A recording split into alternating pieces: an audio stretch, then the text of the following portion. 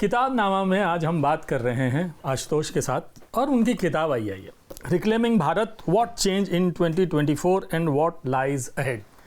तो 2024 का चुनाव हुए साल भर बीत चुका है। सवाल ये है कि चुनाव में जो हुआ वो हम सबके सामने है, लेकिन व्हाट लाइज अहेड, सबसे बड़ी बात अब हमको जो समझने की है वो ये है। तो मैं आशुतोष के साथ यही जानने की कोशिश करूँगा और आपको एक बात बता दूँ, ये 10 साल करीब मेरे बॉस रहे हैं, तो आज इनके साथ बातचीत होनी है, तो आप ये समझ लीजिए, आप समझ लीजिए सारी कसर कसर निकालने वाले हैं। नहीं, घोर कसर तो खैर क्या निकलेगी, लेकिन यह है कि मैं पॉलिटिक्स छोड़ चुका हूँ, फिर पॉलिटिकल किताबों पे बात करनी पड़ती है, तो थोड़ा सा लगता है कि यार क्या किया, ये इतनी किताबें कैसे लिख रहे हो यार, ये क्या है ये।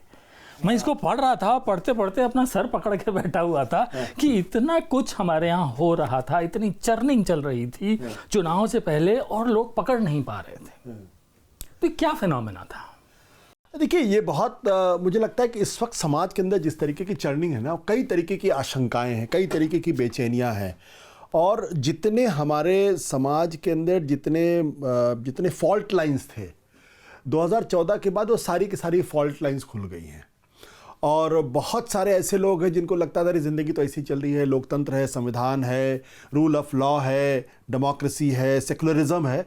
सडनली सबको लगा ये सारी चीज़ें तो या तो रीडिफाइन करने की ज़रूरत है या हम एक छलावे भरी दुनिया में रह रहे थे।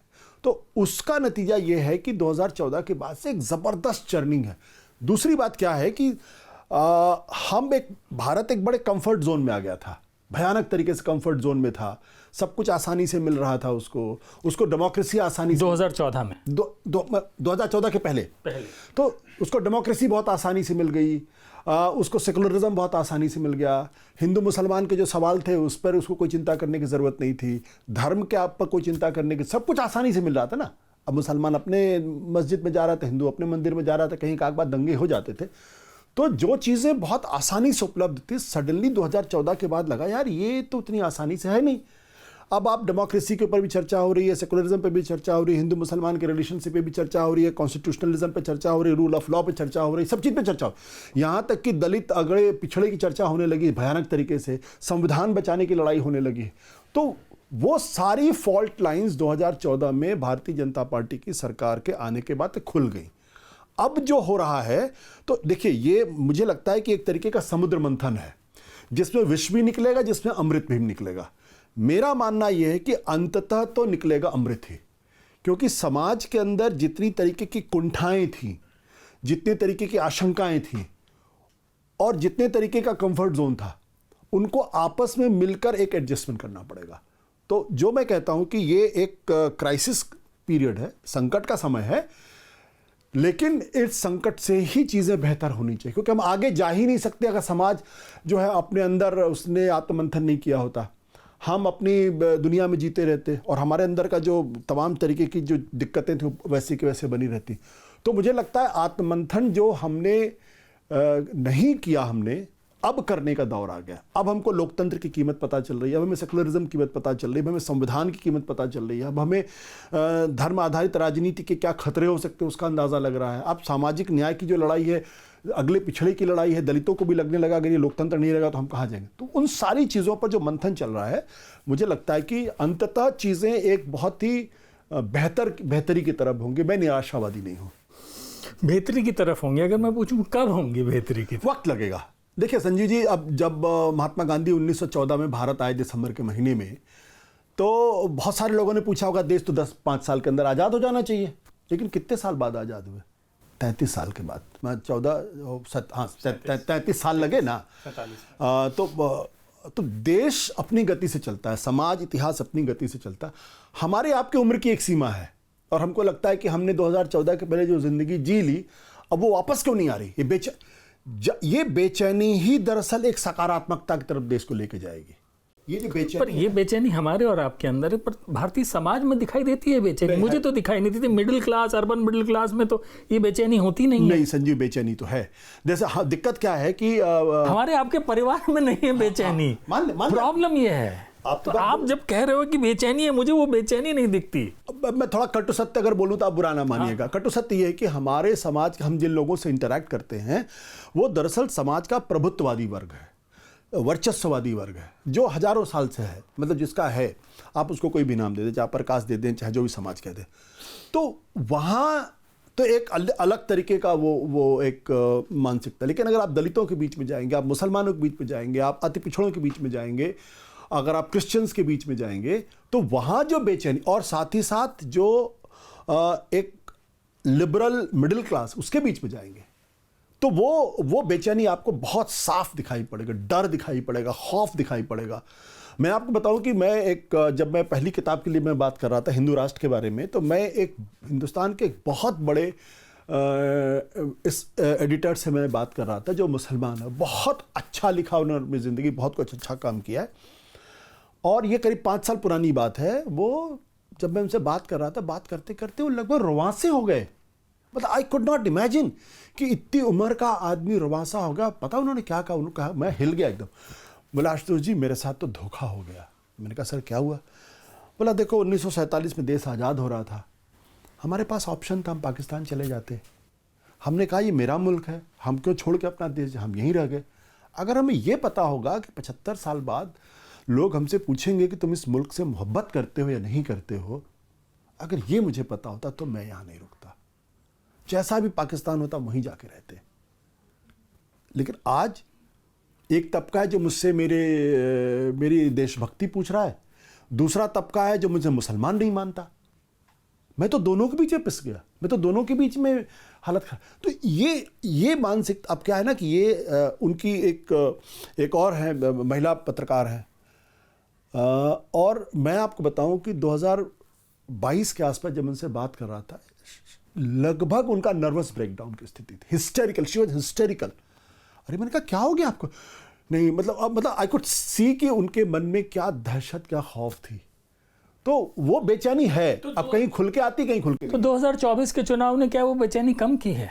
नतीजों ने, मुझे लगता थोड़ी सी बेचैनी कम की है। बेचैनी तो कम की है, बेचैनी इस लिहाज से कम हुई है कि उम्मीद हुई है, क्योंकि 2024 के पहले ये हो गई थी कि ये तो इनविंसिबल है, इनको हराया नहीं जा सकता, इनके पास संगठन है, इनके पास पैसा है, इनके पास सारे संस्थाओं की ताकत है, और मोदी जैसा एक व्यक्तित्व है जो अपराजेय है। भाई 2000 मुख्यमंत्री बनने के बाद कभी चुनाव हारे नहीं।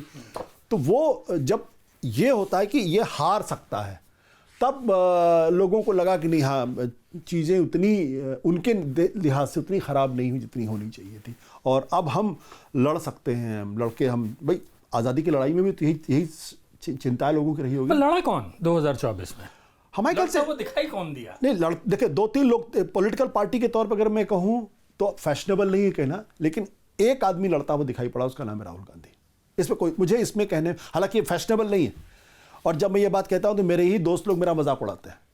उस आदमी ने जिसको भारत जोड़ो यात्रा के बाद से जो नया कलेवर लिया है, और उसने उस नब्ज पे हाथ रख दिया है जो दरअसल वाकई में दोनों पक्षों को उसके बारे में सोचना। उसका ये कहना कि लड़ाई नरेंद्र मोदी से नहीं है, उसका कहना कि लड़ाई दरअसल आरएसएस की विचारधारा हिंदुत्व से है, क्योंकि नरेंद्र मोदी तो उस विचारधारा को लागू कर रहे हैं, तो हम नरेंद्र मोदी को क्यों जिम्मेदार ठहराएं? तो आरएसएस से लड़ना पड़ेगा जब तक आप आरएसएस, और उसके बरक्स उसने एक वैचारिक आधार खड़ा किया है, खड़ा करने की कोशिश की है, जिसमें वो कास्ट सेंसस की बात करता है, जिसमें वो भारत जोड़ो यात्रा के माध्यम से सेकुलरिज्म और डेमोक्रेसी की बात करता है, जिसमें वो संविधान बचाओ के नाम से दलितों को अपने साथ लेने की कोशिश। अगर आप इन तीनों चीज़ों को जोड़ दें, constitutionalism and democracy, social justice and Dalit upliftment, ये तीनों अगर आप मिला दोगे तो ये तकरीबन 85% वोट पड़ता है। ये अगर ये कंसोलिडेट हो जाए तो 85% है।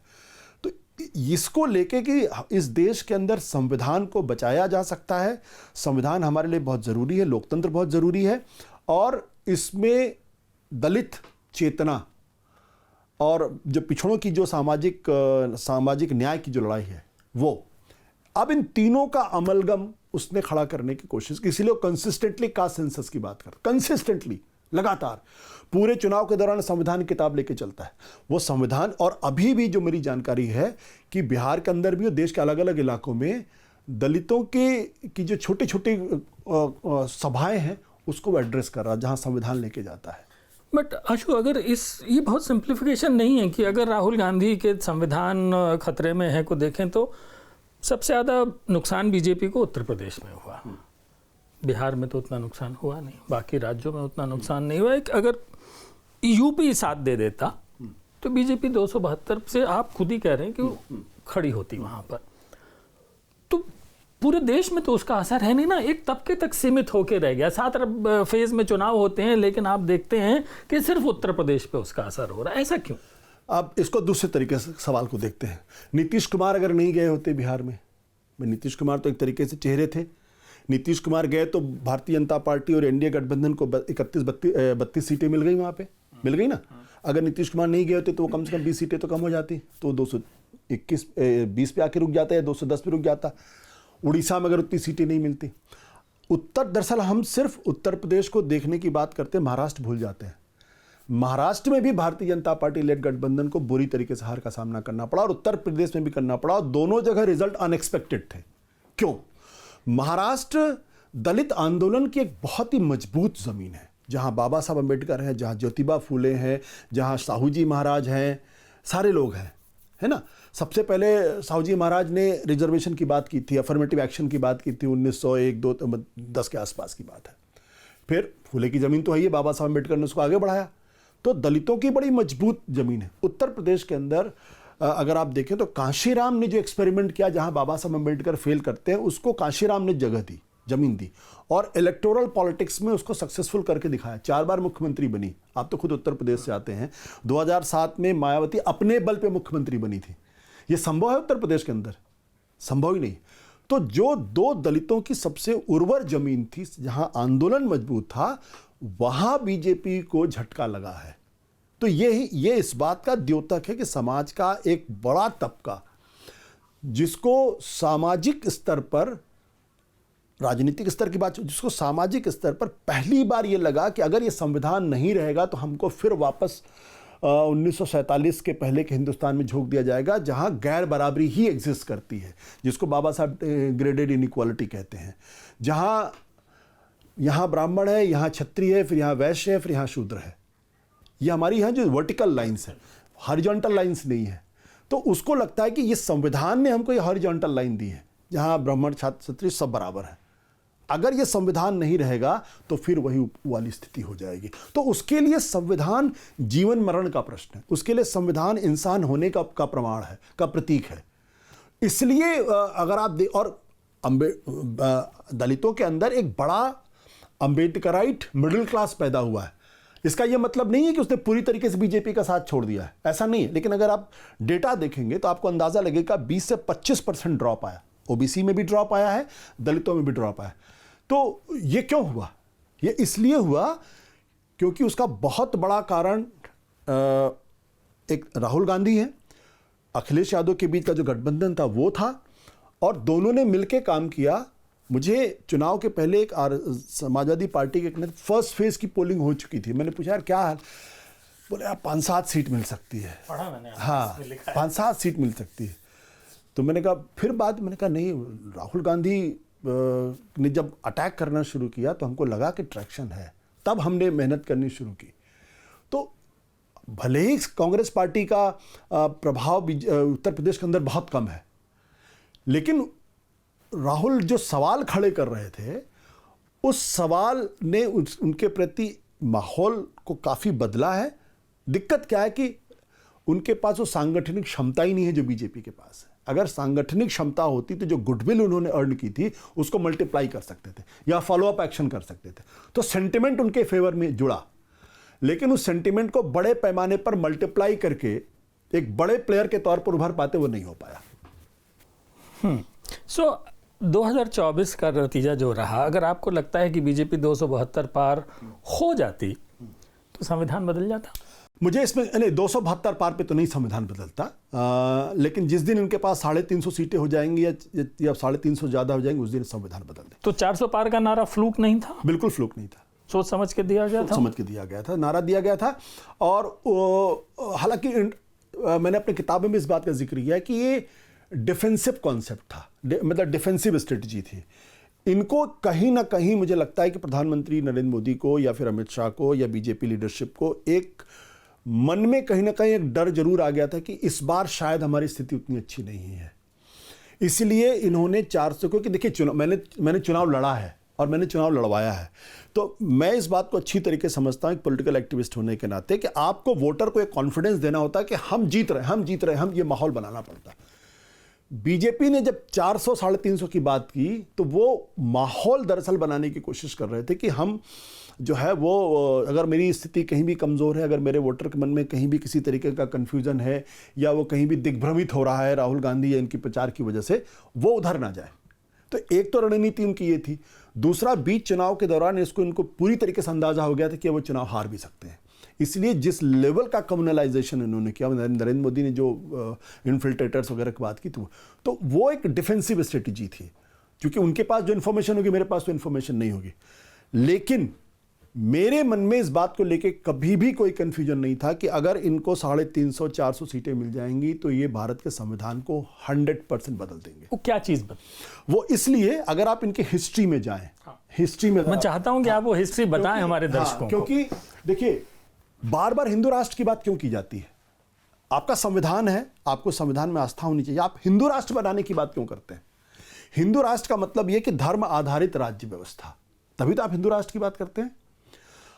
तो एक तो ये अपने आप में ये तर्क ही कि हम हिंदू राष्ट्र बनाना चाहते हैं, ये तर्क ही इस बात का प्रमाण है कि संविधान में इनकी आस्था नहीं है। और मेरा मानना यह है कि संविधान की लाश पर ही हिंदू राष्ट्र बन सकता है। जब तक भारत का संविधान जिंदा है तब तक हिंदू राष्ट्र नहीं बन सकता। वो ये कहते हैं सोशलिस्ट सेकुलर आप बाद में जोड़ सकते हैं, तो हम हिंदू राष्ट्र क्यों नहीं कर सकते? अगर जिस दिन आपने हिंदू राष्ट्र कर दिया उस दिन भारत का संविधान खत्म।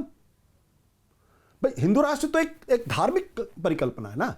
जैसे ईरान के अंदर डेमोक्रेसी है, वहां राष्ट्रपति है, वहां कैबिनेट है, वहां पार्लियामेंट है, वहां चुनाव होते हैं रेगुलरली और राष्ट्रपति बदले जाते हैं। लेकिन पूरी की पूरी व्यवस्था जो है वो काउंसिल ऑफ क्लेरिक्स तय करती, जो 11 लोगों की, वो ये तय करती कि जो कैंडिडेट्स है इस्लाम के मानने वाला है, यानी इस्लाम के साथ चलने वाला नहीं, और सुप्रीम लीडर उनका आयतुल्लाह खamenei है। तो उसमें हिंदू सुप्रीम होगा और मुसलमान और बाकी जो धर्म हैं वो 2M दर्जे के नागरिक होंगे। आप ये तो खुद ही उनका अपना लिटरेचर कहता है। अब अगर जैसे आप दीनदयाल उपाध्याय के इंटीग्रल ह्यूमनिज्म को पढ़िए, तो दीनदयाल उपाध्याय का इंटीग्रल ह्यूमनिज्म जो लिखा हुआ डॉक्यूमेंट है, जहां पे वो कहते हैं कि हमें धर्मराज्य बनाना है। तो धर्मराज का क्या मतलब? धर्मराज तो कुछ भी हो सकता है, कोई हिंदू तो लिखा नहीं है उसमें।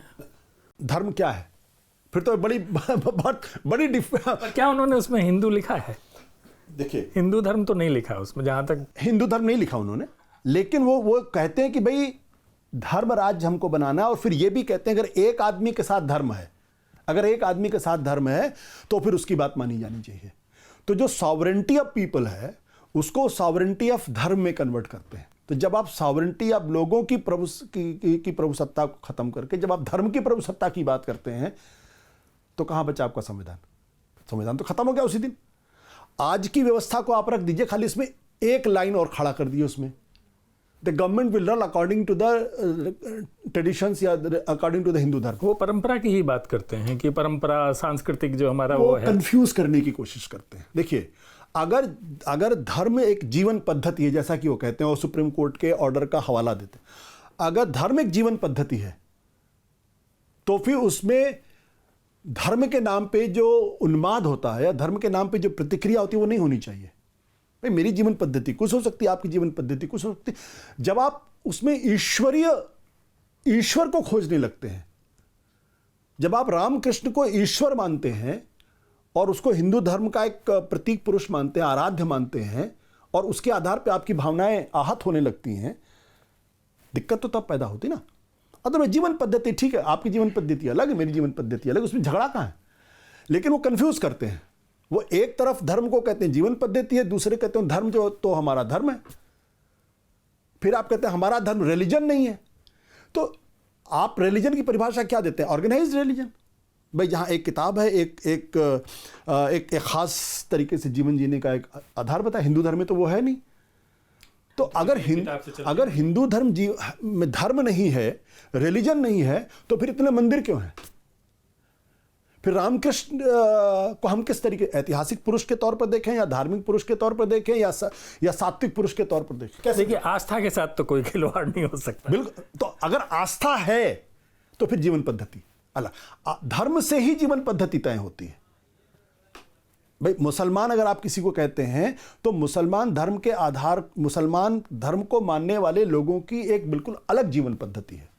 क्रिश्चियनिटी के मानने वाले लोगों की अलग जीवन पद्धति, उनकी सोच अलग, उनके विचार अलग हैं। या जो पेगन्स पहले कहे जाते थे, उनकी पद्धति बिल्कुल अलग थी। ये जूस की जीवन पद्धति बिल्कुल अलग है। तो धर्म के से ही तो जीवन पद्धति निकलती है। आप ये भी कह सकते हैं जीवन पद्धति से, तो दोनों एक दूसरे के प्रति अन्योआश्रय का, आश्रय तादात्म्य का संबंध। मैं जो कहता हूं कि धर्म ये अधार्मिक नहीं है, ये एंटी रिलीजन नहीं है, ये रिलीजन है। अब आप उसके नुआंसेस में जाके आप अलग अलग परिभाषाएं दे सकते हैं। तो मेरा मानना साफ तौर पे, जब आप धर्मराज्य की बात करते हैं और आप कहते हैं सॉवरेंटी ऑफ पीपल की जगह सॉवरेंटी ऑफ धर्म की बात करते हैं, तो भारत का संविधान कहां बचा? आप ये भी कहते हैं कि मेजॉरिटी की बात नहीं मानी जाएगी, संसद की बात नहीं मानी जाएगी, सॉवरेंटी ऑफ पीपल नहीं होगी, लेकिन एक आदमी के पास साथ अगर धर्म है तो फिर उसकी बात मानी जाएगी। ये क्या कॉन्सेप्ट? ये तो एंटी डेमोक्रेटिक कॉन्सेप्ट। यही तो लोकतंत्र विरोधी बात हुई ना। लोकतंत्र में क्या है? बहुमत की राय, आप उससे सहमत हो असहमत हो, बहुमत की राय, और अगर आप उस बहुमत की राय से सहमत नहीं हैं तो आप इस तरीके से लोगों को कन्विंस करिए कि बहुमत की राय आपके पक्ष में आ जाए। असंवैधानिक अहिंसा के रास्ते से, तलवार के बल पे नहीं। संघ को लेके आप हमेशा से क्रिटिकल रहे हैं। हाँ बिल्कुल, मैं हमेशा से रहा, मैंने कभी छुपाया भी नहीं। क्यों? क्योंकि मुझे उनकी विचारधारा में लगता है कि ये जो विचारधारा है, ये विचारधारा दरअसल इस देश की मूल आत्मा से मेल नहीं खाती है। तो 100 साल से मेहनत कर रहे हैं वो, उनका 100वां साल है। हर व्यक्ति को, हर संस्था को अपने विचारधारा को आगे बढ़ाने का अधिकार है। भाई एक ज़माने में इस देश के अंदर लेफ्ट वामपंथी पार्टियां बड़ी मजबूत थी, समाजवादी विचारधारा बड़ी मजबूत थी, लेकिन धीरे धीरे वो मार्जिनलाइज्ड हो गई। ये अब जाके मजबूत हुए। संघ के साथ क्या प्रॉब्लम है? देखिए, दो स्तरों पे मुझे प्रॉब्लम। एक तो प्रॉब्लम ये कि जब आप धर्म के आधार पे दूसरे के प्रति, जब आप मतभेद की बात, दूसरे के प्रति आप नफरत की बात करते हैं, और संघ की विचारधारा का मूल ही है एंटी इस्लाम या एंटी क्रिश्चियनिटी। ये तो गोलवलकर की किताब में लिखा हुआ है, हमको कहने की जरूरत ही नहीं है। गोलवलकर ने अपनी किताब में लिख रखा है कि अगर मुसलमानों को रहना है तो फिर उनको हिंदुओं की रहमो करम पे रहना होगा। ये तो किताब में लिखा हुआ उनके, हम तो थोड़ी बोल रहे हैं। तो मुसलमान विरोधी है, क्रिश्चियनिटी विरोधी है। जैसे अगर आप सावरकर को पढ़ लीजिए तो पुण्य भूमि और पितृभूमि की बात करते हैं, और कौन है? सिख तो पुण्य भूमि भी है, ये पितृभूमि भी यही है। क्रिश्चियनिटी और इस्लाम में पितृभूमि तो ये है, लेकिन पुण्य भूमि कहीं और है, उसकी वो जेरूसलम की, वहाँ की बात करते हैं। तो इन दोनों को एक्सक्लूड सावरकर ने भी एक्सक्लूड किया, गोलवलकर ने भी एक्सक्लूड किया। तो आप हिंदुस्तान में अगर रहते हैं, अगर आपको वाकई में लोकतंत्र में आस्था है, तो यहाँ की माइनॉरिटीज को भी आपको साथ लेके चलना पड़ेगा, एक्सक्लूड नहीं कर सकते। इनकी पूरी माइनॉरिटी को साथ लेके चलेंगे क्या? हम मेजॉरिटी को ये सारी बातें समझा पाते हैं, या वो समझ पाती हैं ये सारी चीजें? क्या आपके ही परिवार में लोग समझ पाते हैं इन बातों को? नहीं समझ पाते ना। इसीलिए मैं कहता हूँ कि इनकी जो इनका हिंदुत्व है और इनका जो राष्ट्रवाद है, उस राष्ट्रवाद में दलितों के लिए क्या जगह है? मैं तो ये सवाल पूछता हूँ। उस राष्ट्रवाद में पिछड़ों के लिए कौन सी जगह है? आप माइनॉरिटीज को छोड़ दीजिए, क्या उसकी कोई जगह है? क्या आज तक कभी संघ परिवार ने या हिंदुत्ववादियों ने ये कभी माना है कि दलितों के साथ अत्याचार हुआ है? सिवाय मोहन भागवत के एक स्टेटमेंट के, जो उन्होंने कहा था कि 2000 साल तक हमने उनको पशुवत व्यवहार किया, पशुओं से भी कमतर आका, और अब हमें 200 साल तक के लिए आरक्षण के लिए तैयार होना पड़ेगा। पहली बात तो ये तो स्वीकार करिए ना कि हमारे हिंदू धर्म के अंदर ये दिक्कत थी, रिफॉर्म मूवमेंट होना, और हर रिलीजन में होता है, इस्लाम के अंदर होता है, क्रिश्चियनिटी के अंदर होता है। भाई इतने बड़े पैमाने पर वहाँ पे स्लेव सिस्टम था, स्लेवरी थी, ब्लैक्स को 1960-65 तक अमेरिका के अंदर वोटिंग राइट्स नहीं थे, बट उन्होंने इंट्रोस्पेक्शन किया, उन्होंने वो सारी चीज़ें की। आज भी वहाँ पे रेसिज्म है एक तरीके से। हम तो कम से कम माने, हम तो मानते ही नहीं। हमारे यहाँ अनटचेबिलिटी थी या अनटचेबिलिटी है, हम मानते ही नहीं। हम तो कहते हैं हमारा धर्म बढ़ाओ। बिल्कुल बहुत उदात्त है। जब दुनिया में बाकी धर्म कहीं नहीं थे, तब हमारा जो दर्शन था वो बहुत परिष्कृत था। वो उसका एक पक्ष। दूसरा पक्ष तो ये भी है ना, उसको भी एक्सेप्ट करो, सबको साथ लेके चलो। और हमारा समाज तो कभी बराबरी का समाज था ही नहीं संजीव, आप तो अच्छी तरीके से जानते हैं, कभी बराबरी का समाज नहीं था। तो बाबा साहब अंबेडकर के संविधान ने पहली बार इस देश के अंदर एक मूक क्रांति की। पहली बार जो समाज गैर बराबरी पर आधारित था उसको बराबरी का दर्जा दिया, पॉलिटिकल इक्वालिटी दी और रूल ऑफ लॉ में इक्वालिटी दी। लेकिन आज भी सामाजिक स्तर पर वो इक्वालिटी नहीं है। आज भी दलितों पिछड़ों के साथ गांव, छोटे कस्बों में, यहां तक कि बड़े शहरों में भी ऐसा व्यवहार होता है कि आप सोच भी नहीं सकते। आपने मोहन भागवत का जिक्र किया, संघ प्रमुख हैं, आरएसएस के प्रमुख, और आपने इसमें रज्जू भैया का, राजेंद्र सिंह का और तमाम लोगों का जिक्र किया है क्योंकि आप आरएसएस को बहुत लगातार पढ़ते रहे हैं और उस पर काम करते रहे हैं। मोहन भागवत किस तरीके से अलग नजर आते हैं? आरएसएस की जो पूरी जो अभी तक जो टॉप लीडरशिप थी, हेडगेवार, गोलवलकर, बाला साहब देवरस, रज्जू भैया, सुदर्शन और बीच में अब ये मोहन भागवत। आरएसएस में दो बड़े नेता थे, देवरस और मोहन भागवत। दोनों ही हाईली पॉलिटिकल थे। अगर ये पॉलिटिक्स में होते तो भी ये बहुत कामयाब होते। गोलवलकर जो थे, हेडगेवार ने दरअसल संगठन का पूरा ढांचा खड़ा किया, वो संगठन के आदमी थे। गोलवलकर ने उनकी विचारधारा को एक बहुत अपनी नज़र में बहुत उसको परिष्कृत किया। जो पूरा एडिफिस है आइडियोलॉजी का, वो गोलवलकर का दिया हुआ। बाला साहब देवरस ने उसको पॉलिटिकल बनाया और राम मंदिर का आंदोलन, उन सब चीज़ों को लेकर लगातार जो विस्तार हुआ वो बाला साहब देवरस में हुआ। बाला साहब देवरस दरअसल मुसलमानों को भी संघ में लाना चाहते थे और उन्होंने ये एक मीटिंग हुई 77-78 की बात है, जहाँ पर इन्होंने ये प्रस्ताव रखा कि हम अपने दरवाजे मुसलमानों के लिए खोल दें। तो महाराष्ट्र के एक संघ चालक थे जो खड़े होकर बोले, मुझे लगता है शायद उनका नाम लिमय था, खड़े होकर उन्होंने कहा कि बाला साहब जी, अगर आपको मुसलमानों को लेके आना है तो आप अपना अलग संघ बना लीजिए, इस संघ में तो जगह नहीं है।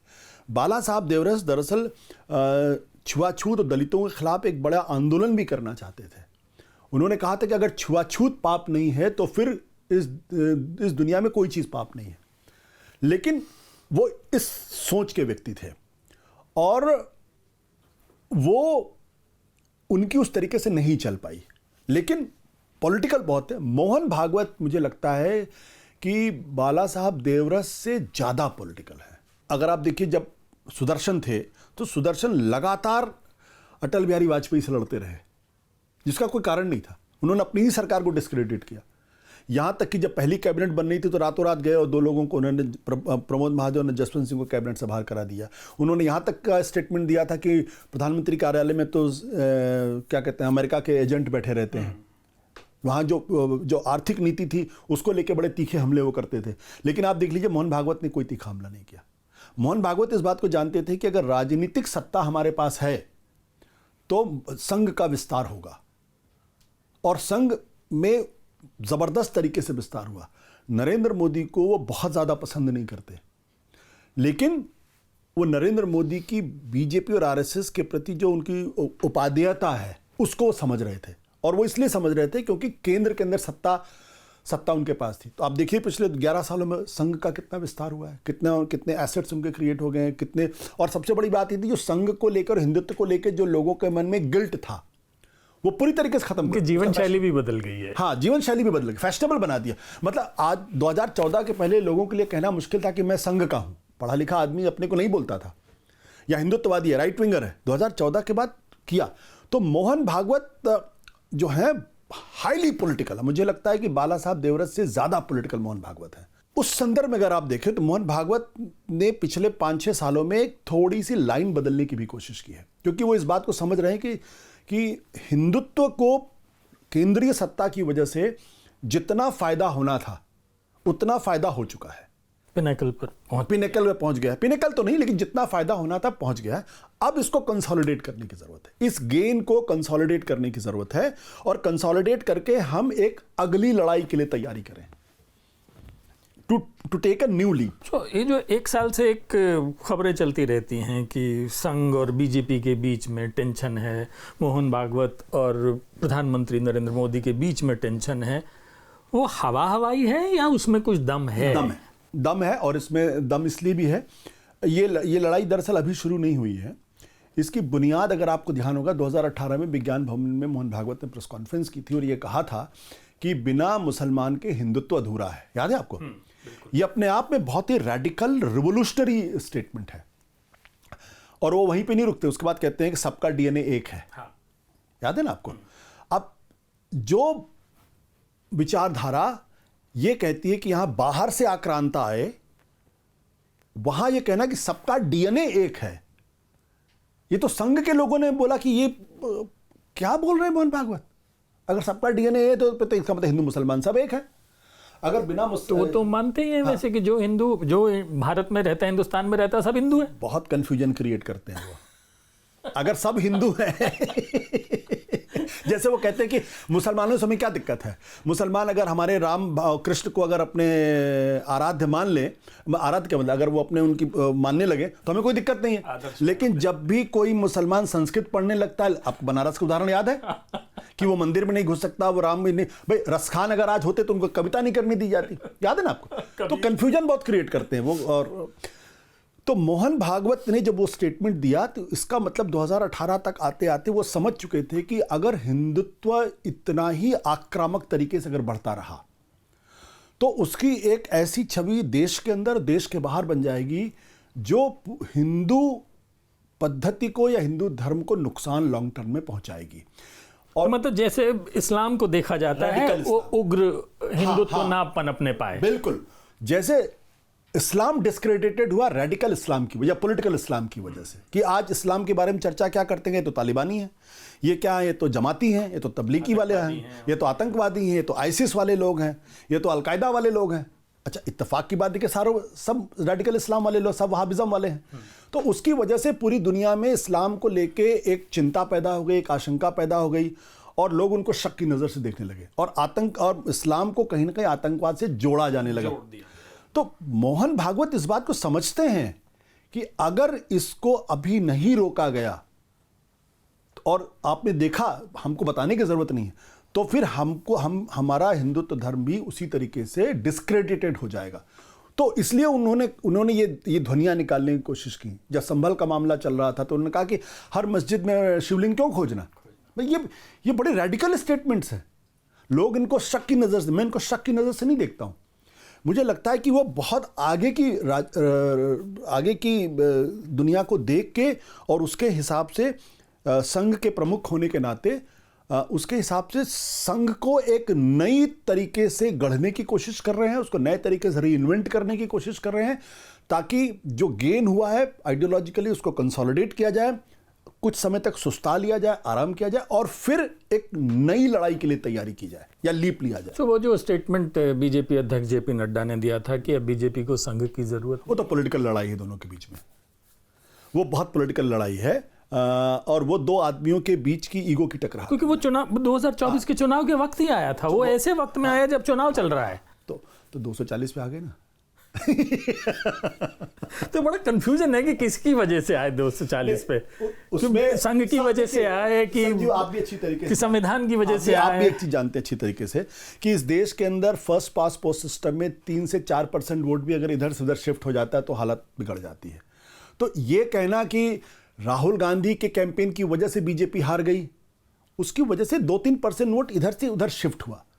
मोहन भागवत ने कहा कि अच्छा ठीक है, तुम अगर अपने बल पे चुनाव जीत जाते हो तो जीतो, तुम अब चुनाव जीत लो तुम अपने बल पे। तो संघ का कार्यकर्ता थोड़ा पीछे हो गया, उसका भी असर पड़ा। संघ का कार्यकर्ता भी थोड़ा पीछे हो गया, उसका भी असर। तो सब चीजों का समग्र रूप सामने देखते हैं।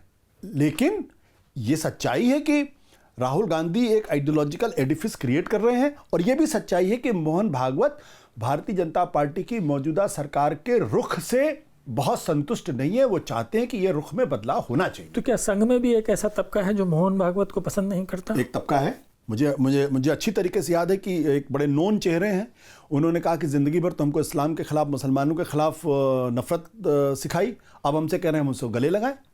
ये मुझे उनके एक बड़े लोग ने मुझसे कहा। बोला तो आप क्या करें? बोला अगर ऐसे ही बोलते रहे तो उनके घर के सामने जाके धरने बैठ जाएंगे। धरने बैठ जाएंगे? ये कहा उन्होंने। संघ में तो ये होता ही नहीं कभी। संघ में मोहन आरएसएस प्रमुख को मोहन जी नहीं कहते, भागवत नहीं कहते, परम पूजनीय शब्द का इस्तेमाल करते हैं। परम पूजनीय मोहन जी, परम पूजनीय भागवत जी, परम पूजनीय हाँ सच। तो परम पूजनीय शब्द का इस्तेमाल अगर कोई आरएसएस का वर्कर या कार्यकर्ता नहीं करता, इसका मतलब आप इमीडिएटली समझ लीजिए कि उसके मन में उनको प्रति वो सम्मान नहीं जो होना चाहिए। तो इसलिए अच्छा होता क्या है कि किसी भी पॉलिटिकल पार्टी में, किसी भी संगठन में एक से ज़्यादा अप्रोच हो सकते हैं। भाई मोहन जी कह रहे हैं कि देश को इस तरफ लेके चलना चाहिए, एक तबका हो सकता है जो उसको उस तरफ लेके जाना चाहे, तो टकराहट होती है।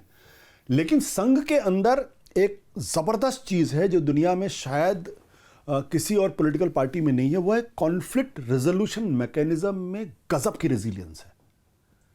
इसलिए आप देखिए संघ में कभी बंटवारा नहीं हुआ। संघ ने अगर किसी को छोड़ दिया तो फिर वो निकल गया, फिर उसका जीवन खत्म हो गया, जीवन मतलब उसको आउट हो गया वो। बीजेपी के अंदर आज तक कोई बंटवारा नहीं हुआ। कांग्रेस पार्टी, नेहरू गांधी की कांग्रेस, कितने बंटवारे हुए आज तक समझ में नहीं आया। समाजवादियों में कितने बंटवारे हो गए आज तक पता नहीं चला। वामपंथियों में कितने बंटवारे, सीपीएम, सीपीआईएम, सीपीआई, विचारधारा में कोई कंफ्यूजन नहीं है वहां पे, वो रिजॉल्व करते हैं। हाँ, वो उनके अंदर और वो क्या है, वो परिवार का कॉन्सेप्ट है कि अगर कोई दिक्कत है तो परिवार के लोग आपस में बैठेंगे और फिर उसका समस्या का समाधान। तो ये वही मंथन चल रहा है जिसमें बीजेपी का अध्यक्ष नहीं बन पाया साल भर से। ये अध्यक्ष अब वो है जो मोहन भागवत बीजेपी को और हिंदुत्व को जो नई दिशा में लेके जाना चाहते हैं, उसकी लड़ाई है दरअसल। उसमें उनका यह कहना है कि नरेंद्र मोदी की या भारतीय जनता पार्टी की अगली प्रायोरिटी, नेक्स्ट प्रायोरिटी होगा सरकार बनाना, प्रधानमंत्री बनाना। दो बड़े स्टेटमेंट मुझे अभी याद आते हैं। अभी गृह मंत्री अमित शाह ने एक स्टेटमेंट दिया कि रिटायरमेंट के बाद वो जो हैं वो वेद और वो सब पढ़ेंगे और ऑर्गेनिक खेती करेंगे। एक तो पता नहीं कहाँ से आया, दूसरा मोहन भागवत का भी स्टेटमेंट आया 75 साल की उम्र को लेके। ये क्या है, ये टर्निंग क्या है? देखिए, राजनीति में अमित शाह जैसा आदमी, भागवत जैसा आदमी जब कोई रिटायरमेंट की बात करने लगे हैं तो इसका मतलब अंदर बहुत जबरदस्त तरीके से कॉन्फ्लिक्ट है। उस कॉन्फ्लिक्ट में अमित शाह एक बड़े स्टेक होल्डर हैं और उस स्टेक होल्डर में अमित शाह अपने आप को एक भविष्य के देश के नेता के तौर पर देखते हैं। बट क्या आरएसएस उनको देश के नेता के तौर पर देखता है? यह बड़ा सवाल है। मुझे नहीं लगता कि आरएसएस अमित शाह के अंदर एक नरेंद्र मोदी जैसा प्रधानमंत्री के पद के उम्मीदवार के तौर पर उनको देखना चाहता है। हो जाए तो बात अलग है। संघ के जो कुछ लोग हैं जिनका ये कहना है कि यार हम अब उस लेगेसी से आगे निकलना चाहते हैं, हमें एक दूसरे तरीके का हिंदुत्व हमको देखना है, जहाँ पे हिंदुत्व के बारे में इमेज हो कि हम सबको साथ लेके चल रहे हैं। तो वो एक ऐसे नेता की तलाश में है जिसको आप मॉब लिंचिंग से नहीं जोड़ सकते, जिसको आप मुसलमानों से नफरत करने वाले के तौर पर नहीं जोड़ सकते। अगर आपको ध्यान होगा कि बंगाल के अंदर अभी एक नया अध्यक्ष बना हुआ है, उनकी भाषा बिल्कुल अलग है। वो कहता ना ताजी और वो साथ साथ निकलते थे, यहाँ कभी कोई दिक्कत नहीं पैदा होती थी। सो वाजपेयी की लेगेसी की तरफ जाने की कोशिश है क्या? नहीं, वाजपेयी की लेगेसी की तरफ, और आडवाणी जो बाद में हो गए थे, आप कह सकते हो। लेकिन मुझे लगता है कि जो दिक्कत क्या है, जो वाजपेयी, आडवाणी और जो मोदी में जो फर्क है, वाजपेयी और आडवाणी के मन में कहीं ना कहीं इस बात को लेकर एक शंका थी कि विशुद्ध तौर पर हिंदुत्व को लेकर हम आगे नहीं बढ़ सकते, या हिंदुत्व की एक सीमा है। नरेंद्र मोदी और मोहन भागवत के अंदर इस बात को लेकर कहीं कोई कॉन्फ्लिक्ट नहीं है कि हिंदुत्व को लेकर आगे बढ़ने में कोई दिक्कत है। जब मैं कहता हूं कि मोहन भागवत बदलाव चाहते, उसका यह मतलब नहीं कि वो हिंदुत्व को की एफिशिएंसी को लेकर उनके मन में कोई संदेह, वो कंसोलिडेट करना चाहते हैं। कि अब आप समिट पे पहुंचे हैं, अब थोड़ा सा आराम करो, ठहरो, समझो, फिर आगे बढ़ो। आडवाणी और वाजपेयी के मन में ये आशंका थी, और उसका कारण भी है क्योंकि आप एक ऐसे सिस्टम से निकल के आए थे, वो बिल्कुल अलग बात थी। तो जैसे आपको याद होगा, बहुत साल पहले आडवाणी जी ने स्टेटमेंट दिया था कि सरकार तो विचारधारा नहीं बल्कि आदर्शवाद पे चलनी चाहिए। 1998-99 की बात है, मुझे वो बात याद आती है। या वाजपेयी जी कंसीलिटरी माने जाते थे। ऐसा नहीं था कि हिंदुत्व के प्रति उनके मन में आदर नहीं था, लेकिन हिंदुत्व के बल पे आप चुनाव जीत सकते हैं, यह विश्वास ना तो आडवाणी को था, ना ये विश्वास वाजपेयी को था। मोदी के अंदर वो विश्वास था और भागवत के अंदर भी वो विश्वास है, लेकिन उनको कहना है कि हिंदुत्व बदनाम नहीं होना चाहिए। अगर हिंदुत्व बदनाम हो गया तो हमारा जो हिंदू यूनिटी का पूरा प्रोजेक्ट है वो खत्म हो जाएगा, और हम जिस चीज के लिए हमने इतना त्याग बलिदान किया वो खत्म हो जाएगा। सो अशोक, अब साल भर बीत चुका है, नई पैकेजिंग अब साल भर बीत चुका है। वापस प्रधानमंत्री नरेंद्र मोदी पर आते हैं। नरेंद्र मोदी सर्वशक्तिमान थे 2024 से पहले, वो जो चाहे कर सकते थे और उन्होंने किया। अब उनकी सरकार जो राजनीति में बैसाखियों वाली सरकार कही जाती है, क्या कोई बदलाव उनके तौर तरीके काम करने में देखा आपने? वो थोड़ा ज़्यादा सटल हो गए हैं, मतलब थोड़ा ज़्यादा मॉडरेट दिखने की कोशिश कर रहे हैं, उस ब्रेज़न तरीके से तो नहीं कर रहे हैं जो 2024 के पहले था। तो थोड़ा सा मॉडरेशन हुआ है, लेकिन एक बात, leopards don't change their stripes. तो उन्होंने अगर कोई ये समझ ले कि 240 सीटें आ गई हैं तो इसलिए राहुल गांधी को गले लगा लेंगे, वो नीतीश कुमार के कहने पे चलने लगेंगे, वो सब नहीं हो रहा। थोड़ा सा उन्होंने अपने आप को हल्का सा बदलाव किया है। इतनी तो फ्लेक्सिबिलिटी उनमें आई है, इससे पहले तो नहीं थी। ये तो मानना पड़ेगा कि वो पॉलिटिशियन हैं, और कमाल के पॉलिटिशियन। कमाल के नहीं, वो पॉलिटिशियन है जो सदियों में कभी कभी पैदा होता है। मुझे इसमें कभी कोई कन्फ्यूजन नहीं था। उनके बरक्स कोई एक राजनेता था तो इंदिरा गांधी थी। इंदिरा गांधी के बाद इस देश ने एक ऐसा नेता देखा है जो खांटी पॉलिटिशियन है, मतलब, और जो अपनी हार को जीत में बदलना भी जानता है। बिल्कुल, इंदिरा गांधी ने किया, एक बार नहीं कई बार किया। आप देखो 1967 के अंदर पूरी कैबिनेट, पूरी पार्टी उनके खिलाफ थी, पार्टी तोड़ी उन्होंने और वीवी गिरी को चुनाव जितवाया। और फिर 77 में भी ये संकट आता है, फिर 77 में पार्टी तोड़ती, फिर आगे निकल, 77 में हारती, फिर 1980 में उन्होंने पासा पलट देती हैं। तो वो दम उनके अंदर था। तो मोदी के फैन हैं आप? नहीं, मोदी का मैं फैन नहीं हूं, लेकिन मैं मोदी का प्रशंसक एक लिहाज से हूं कि उनका जो राजनीतिक कौशल है वो अनमैच्ड है, अनमैच्ड। और मुझे लगता है एक पत्रकार का काम भी यही कि मेरी विचारधारा उनकी विचारधारा अलग है, लेकिन जब मैं नरेंद्र मोदी को देखता हूं तो मुझे हमेशा याद आता है कि ऐसा नेता सदियों में कभी कभी पैदा होता है। गुड और बैड, आप कुछ भी कह लीजिए, लेकिन और इसको आप कैसे कहेंगे कि वो सदियों में ऐसा नेता पैदा होता? उसका मेरा पैमाना दो ही है। एक, अगर आप इलेक्टोरल पॉलिटिक्स में हैं तो आपने कितनी उपलब्धियां हासिल की। जीत के तौर पे आप देखिए 3 बार गुजरात का चुनाव जीता, दो बार बहुमत से, और एक बार 24 साल से तो अनमैच्ड है ना। तो आप इससे ज्यादा तो कोई और क्या साबित करेगा भाई इलेक्टोरल पॉलिटिक्स में? प्रधानमंत्री बनने के बाद उन्होंने कैसे समाज और राजनीति को पूरी तरीके से बदल दिया, पूरा विमर्श बदल। आपने इसमें लिखा है रिवॉल्यूशन था 2014। हाँ, वो फिर लंबी डिबेट हो जाएगी। मेरा कहना यह है कि क्रांति, जब मैंने कहा रिवॉल्यूशन है, तो रिवॉल्यूशन को में 3 चीजें बड़ी महत्वपूर्ण होती है। एक, disconnectedness from the past, second, disruption in the present, and third, deconstruction of the future. तो जब हम कहते हैं डिस्कनेक्टेडनेस फ्रॉम द पास्ट, 2014 के पहले इस देश के अंदर का जो विमर्श था वो 2014 के बाद बिल्कुल बदल गया है। हमारे सारे कंसर्न्स बदल गए हैं, और बीजेपी की गवर्नमेंट ने कभी इसको छुपाया भी नहीं। और वो हमेशा 1947 के बाद का जो भारत था, जिसमें नेहरूवाद था, जिसमें संविधानवाद था, जिसमें लोकतंत्रवाद था, जिसको आप नेहरूवियन कंसेंसस कह सकते हैं, उसको पूरी तरीके से इस देश की तमाम कमियों गलतियों के लिए जिम्मेदार ठहराया। तो उन्होंने अपने आप को डिस्कनेक्ट किया पास्ट से, वैचारिक स्तर पर भी डिस्कनेक्ट किया। भाई, हिंदुत्व तो आप ला ही नहीं सकते अगर आप नेहरू के बारे में यकीन रखते हैं। तो हर चीज़ के लिए नेहरू पर जिम्मेदार ठहराना, कांग्रेस पार्टी को हर चीज़ के लिए डिस्क्रेडिट करना, तो उस विमर्श से, उस डिबेट से, उस बहस से उन्होंने अपने आप को पूरी तरीके से डिस्कनेक्ट कर लिया।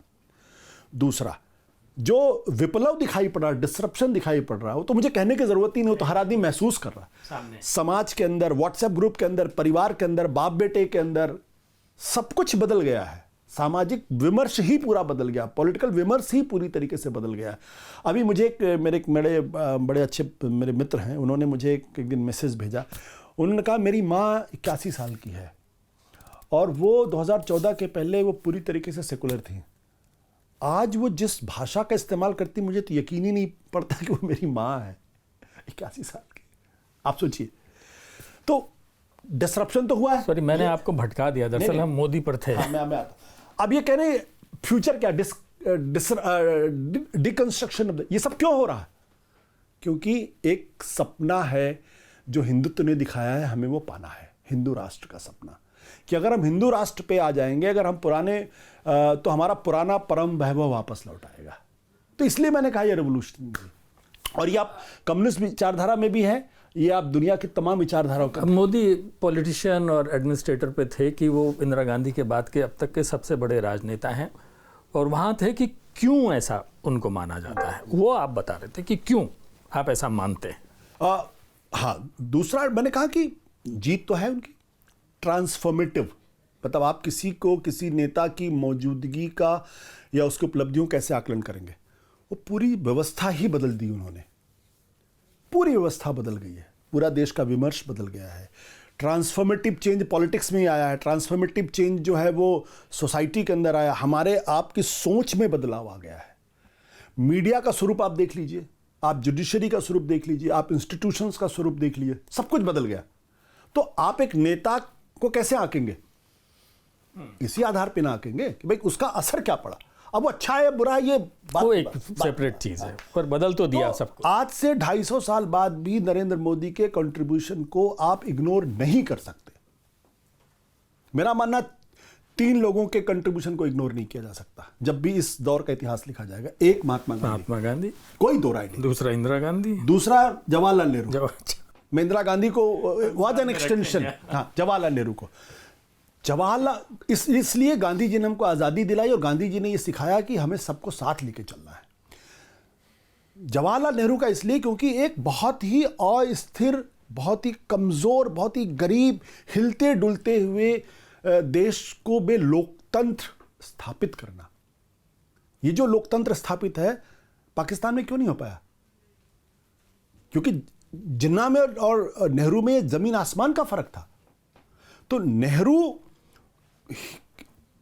को क्रेडिट जाएगा इस देश के अंदर लोकतांत्रिक मूल्यों की स्थापना का और इंस्टीट्यूशंस को डेवलप करने का। इतने समय तक लोकतंत्र जिंदा रहा, अन्यथा जब देश आजाद हुआ तो पूरी डिबेट पूरी दुनिया में थी कि भारत तो कई टुकड़ों में बट जाएगा, यहाँ तो लोकतंत्र हो ही नहीं सकते, यहाँ तो इतने निरक्षर लोग हैं, यहाँ तो अभी भी पढ़ाई लिखाई नहीं है, गरीबी है, ये है, आपस में लड़कट मरेंगे। वो तो नहीं हुआ। तीसरा मोदी, मैं अटल जी को नहीं मानता उतना, हाँ, और इंदिरा गांधी को मैं ये मानता हूँ वो एक्सटेंशन ही था, यथास्थितिवादी वो चल रहा था जैसे, तो वो चलता रहा। थोड़ा सा अप्रोच का फर्क था। लेकिन मोदी के आने के बाद तो पूरा देश बदल गया। आप एक चीज उठा के ले लीजिए, एक चीज मैं बता दूंगा कि उसमें बदलाव हुआ, यहां तक कि हिंदुस्तान की फिल्म इंडस्ट्री में बदलाव आ गया। हाँ, ठीक कह रहे हैं। जिस तरीके से फिल्में बन रही हैं, कैरेक्टर लिखे जा रहे हैं, स्टोरी चुनी जा रही हैं, वो सारा का सारा चेंज हो गया है। ठीक है, अब हम नेक्स्ट 4 इयर्स पे आ जाते हैं। व्हाट लाइज अहेड, अगले 4 साल। अभी बिहार में चुनाव है, और फिर हम अपने फेवरेट सब्जेक्ट आम आदमी पार्टी पे आएंगे। अब बिहार को आप कैसे देखते हैं? क्योंकि चुनाव सबसे पहले वहीं होने वाला, बड़ा इंटरेस्टिंग है। नीतीश कुमार जिस तरीके से पब्लिक उसमें नज़र आते हैं, ऐसा लगता है कि वो कंट्रोल में नहीं है, उनकी तबीयत खराब है, बीजेपी की वहाँ मजबूरी है, और राहुल गांधी ये गांव-गांव घूमने की कोशिश कर रहे हैं, दलितों के बीच में जा के, वहाँ भी गठबंधन को लेके एक चल रहा है सब कुछ। देखिए संजीव, एक चीज़ ने हमारे ख्याल से सब कुछ गड़बड़ कर दिया है, वो है SIR, ये जो स्पेशल इंटेंसिव रिव्यू है। अब इसकी वजह से सही आकलन बिहार का कर पाना बड़ा मुश्किल हो गया, क्योंकि मन में शंका पैदा हो गई कि ऐसा तो नहीं चुनाव को मैनिपुलेट किया। मुझे नहीं मालूम, मेरे पास कोई जानकारी नहीं है, मैं पत्रकार हूं, मेरे पास कोई जानकारी नहीं, मैं क्या बोलूं। लेकिन इस एक विमर्श ने ये मन में शंका पैदा कर दी है, और इसके आधार पर ईमानदार विश्लेषण, अगर इस SIR को आप किनारे कर दीजिए और इसके बिना अगर आप करें, मेरा मानना है कि भारतीय जनता पार्टी अब बिहार के अंदर अपने बल पे सरकार बनाने की कोशिश की दिशा में बढ़ गई है। क्योंकि 20 साल तक नीतीश कुमार का सहारा ले, और ये बीजेपी की खास आदत भी है, वो एक जिसे कहते हैं ना कि वो एक पार्टी का सहारा लेते हैं, फिर उसके बाद धीरे धीरे उसको हजम कर जाते हैं, फिर वो पार्टी खत्म हो जाती है और वहाँ पे बीजेपी स्थापित है। ये मध्य प्रदेश के अंदर भी हुआ है, राजस्थान में भी यही हुआ, गुजरात में भी यही हुआ। तो 20 साल तक उन्होंने नीतीश कुमार का सहारा लिया। अब ना तो नीतीश कुमार वैसे नेता बचे हैं, ना उनकी पार्टी का उतना अस्तित्व बचा है, ना उनका वैसा सामाजिक आधार है। तो और बीजेपी कब तक नीतीश कुमार के पिछलग्गू बन के चलेगी? भाई उसकी भी अपनी महत्वाकांक्षा है कि नॉर्थ इंडिया के अंदर बिहार एक अकेला प्रदेश है जहां आज तक उसकी सरकार नहीं बनी। तो वो उस दिशा में आगे बढ़ पाई। वो 2025 के विधानसभा के चुनाव में हो पाता या नहीं हो पाता कहना थोड़ा सा मुश्किल काम है, लेकिन उस दिशा में वो बढ़ रहे हैं। दूसरी तरफ बिहार की पूरी पॉलिटिक्स मुझे लगता है कि अब वो विशुद्ध तौर पर 2 पार्टी सिस्टम की तरफ बढ़ती हुई दिखाई पड़ रही है। जहां अभी तक 3 पार्टी सिस्टम था कि जनता दल यूनाइटेड 2 में से किसी एक के साथ रहती थी, उसकी सरकार बन जाती थी।